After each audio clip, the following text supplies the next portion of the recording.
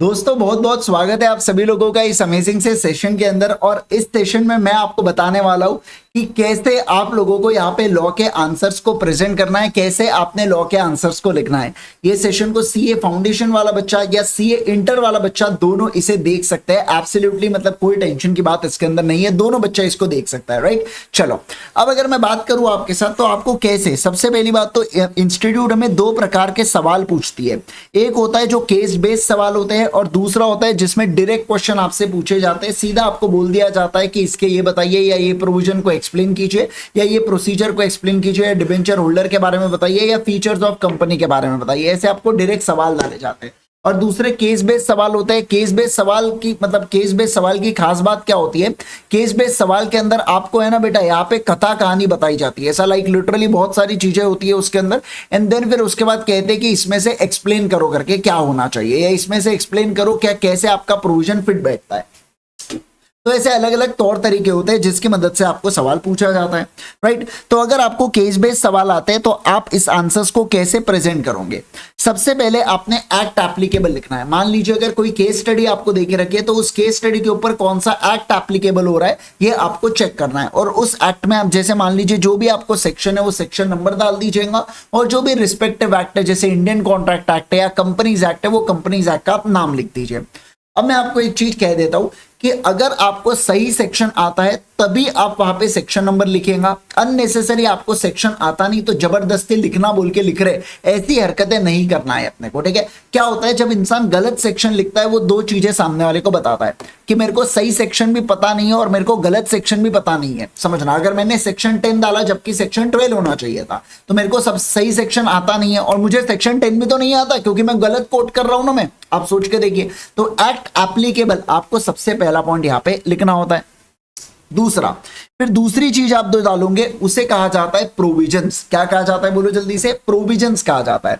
अब ये प्रोविजन का क्या मतलब होता है, तो प्रोविजन का बहुत ही सिंपल सा अर्थ ये है बेटा कि जो एक्ट एप्लीकेबल है, मतलब जो भी आपको केस पूछा गया है वो केस कौन से सेक्शंस के ऊपर पूछा गया है और वो सेक्शन क्या कहता है, सेक्शन में प्रोविजन क्या है, वो एक्ट क्या कह रहा है सेक्शन के अंदर, तो वो आपको प्रोविजन में लिखना है। मैं चाहता हूं कि आप प्रोविजन को हमेशा है ना पॉइंट वाइज लिखिए बेटा। अगर आप प्रोविजन को पॉइंट वाइज लिखते हैं तो बहुत अच्छा सामने वाले व्यक्ति को बताता है कि आपकी पढ़ाई बहुत बढ़िया हुई है, आपकी पढ़ाई बहुत जोरदार हुई है ना, तो उसमें आपको मदद करेंगे। उसके बाद आता है फैक्ट्स ऑफ द केस।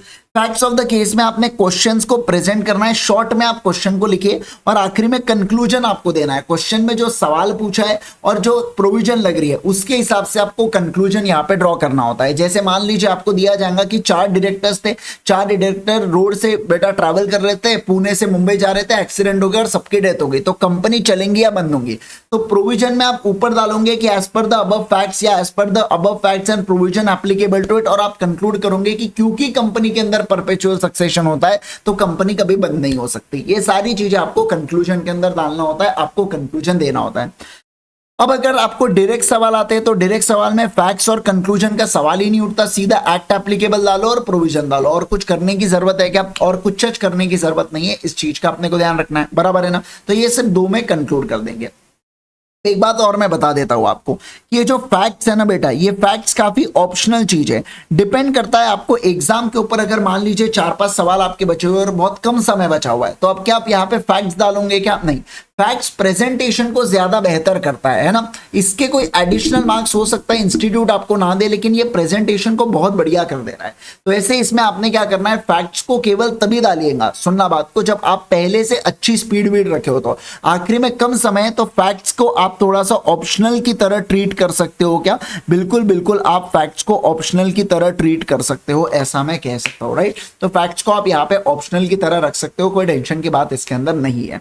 समझ गए सारे लोग। तो बस इसी तरीके से आपने क्वेश्चन एंड आंसर्स को प्रेजेंट करना है, चाहे आप सीए फाउंडेशन के स्टूडेंट हो, सीए इंटर के स्टूडेंट्स हो, उससे कोई मैटर नहीं करता। आंसर प्रेजेंटेशन का स्टाइल आपका यही रहने वाला है। अब मैं सारे लोगों को बता दूं, मतलब सारे सीए फाउंडेशन वालों को बता दूं कि सीए फाउंडेशन के जितने भी स्टूडेंट्स हैं, सीए इंटरमीडिएट के लिए भी मैं ये चीज लाने वाला हूं। सीए फाउंडेशन के लिए मैं आरटीपी, आप लोगों के लिए आरटीपी सेशन ला रहा हूं। ये जो आरटीपी सेशन है ना बेटा, समझना, ये जो आरटीपी सेशन है इसके अंदर मैं क्वेश्चन दिसंबर 23 की यानी कि जो लेटेस्ट आरटीपी है ना, वो लेटेस्ट आरटीपी को मैं आप लोगों के साथ कवर करवाऊंगा। वही नहीं, इसके साथ साथ और सुन लो आप बात को, दिसंबर 23 के कवर करवाने का मतलब होता है मैं इसके अंदर क्वेश्चन एंड आंसर्स को लिख के यानी कि राइटिंग करवाऊंगा क्वेश्चन एंड आंसर्स की। मैंने ऊपर फॉर्मेट बता दिया, सिर्फ थ्योरी में फॉर्मेट समझ के कुछ नहीं होता, उसका प्रैक्टिकल अप्रोच मैं आप लोगों को यहाँ पे बताने वाला हूं। अब सीए इंटर वाले बोलेंगे सर हमने क्या गुनाह कर दिया, हमें क्यों ऐसी सजा दे रहे हो, आप लोगों के भी ला रहा हूं, आप लोगों के लिए मेरी जो क्वेश्चन बैंक है बेटा, वो क्वेश्चन बैंक में से मैं आप लोगों के लिए प्रैक्टिस करने के लिए लेके आ रहा हूं। ये क्वेश्चन बैंक मैंने आप लोगों के लिए सेक्शन वाइज क्वेश्चन बैंक लाया था, याद है आपको, सेक्शन वाइज क्वेश्चन बैंक मैंने आप लोगों के लिए यहाँ पे बना के रखा हूं। तो सेक्शन वाइज क्वेश्चन बैंक हम लोग यहाँ पे क्या करेंगे, उस चीज से बढ़िया मस्त मस्त देखते हुए चलने वाले हैं। क्या आप इस बात को समझ गए? तो ये होने वाला है पूरा पूरा अप्रोच। होप सो ये वीडियो आपके लिए बहुत ज्यादा यूजफुल रहा। अगर आपको ये वीडियो पसंद आया तो जरूर से यहाँ पे लाइक कीजिएगा वीडियो को। चैनल को अगर आपने फॉलो नहीं किया तो पाप नहीं भाई साहब, महापाप कर रहे हो। वीडियो आखिरी तक पसंद आ रहा है, चैनल को आप सब्सक्राइब नहीं कर रहे हो, या बुरा लगता है, दिल से बुरा लगता है ना। और सारे स्टूडेंट्स को बता दूं कि मैं आपको सीए फाउंडेशन का लॉ पढ़ाता हूं और मैं आपको सीए इंटरमीडिएट का लॉ और ऑडिट दोनों कवर करता हूं, राइट। तो आप हमारी वेबसाइट ultimatece.com, क्या कहा मैंने, ultimatece.com आप विजिट कर सकते हैं, जैसे कि आप यहाँ पे देख रहे हैं ultimatece.com। अगर आप यहाँ पे फाउंडेशन के स्टूडेंट्स हैं तो यहाँ पे आप हमारी दिसंबर 23 के लिए फास्ट ट्रैक बैच आ रही है, आप उसको एनरोल कर सकते हैं।